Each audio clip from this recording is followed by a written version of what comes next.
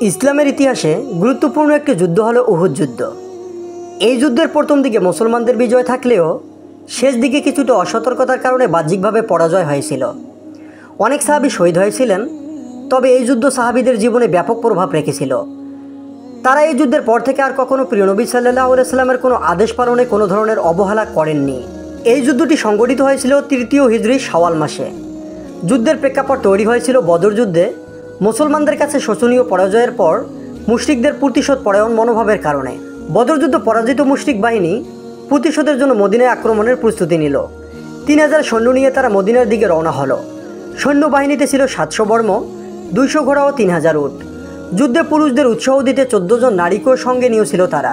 মহানবী সাল্লাল্লাহু আলাইহি সাল্লামের চাচা আব্বাস রাদিয়াল্লাহু তাআলা আনহু তখন মক্কায় অবস্থান করেছিলেন। মুশরিকরা মদিনায় আক্রমণের প্রস্তুতি নিয়ে রওনা হওয়ার পর তিনি একজন দ্রুতগামী বার্তাবাহকের মাধ্যমে রাসূল সাল্লাল্লাহু আলাইহি সাল্লামের কাছে খবর পাঠালেন। বার্তা পেয়ে পরিস্থিতি পর্যবেক্ষণের জন্য তিনি দুজনকে পাঠালেন। তারা এসে খবর দিলেন মুশরিকদের সন্ত্রাসী বাহিনী মদিনার কাছাকাছি চলে এসেছে। প্রায় মুশরিক সন্ত্রাসীদের মোকাবেলার জন্য সাহাবীদের সঙ্গে পরামর্শ করে রাসূল সাল্লাল্লাহু আলাইহি সাল্লাম 1000 সৈন্যের একটি বাহিনী তৈরি করলেন।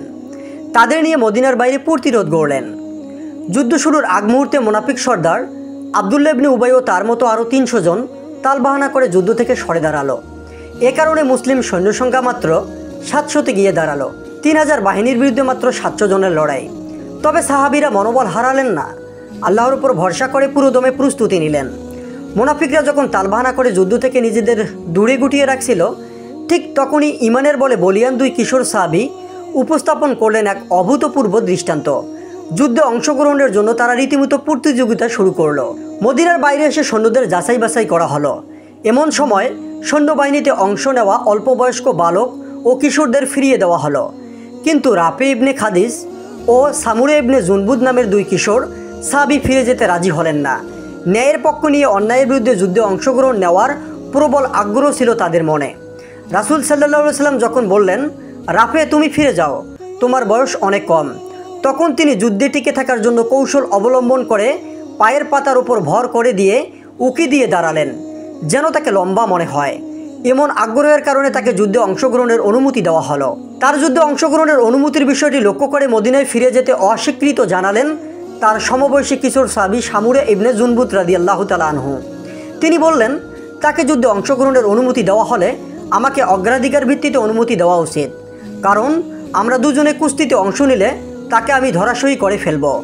সামুরা রাদিয়াল্লাহু তাআলা আনহু এর দাবি মতো তাদের দুজনের জন্য কুস্তির আয়োজন করা হলো। কুস্তিতে সামুরা রাদিয়াল্লাহু তাআলা আনহু রাফে রাদিয়াল্লাহু তাআলা আনহুকে সত্যি ধরাশয়ী করে ফেললেন। তখন তাকেও যুদ্ধে অংশগ্রহণের অনুমতি দেওয়া হলো। প্রিয় শ্রোতাবিন্দু, যারা ভিডিওটি দেখলেন তারা অবশ্যই ভিডিওটি শেয়ার করে পাশে থাকবেন। ধন্যবাদ।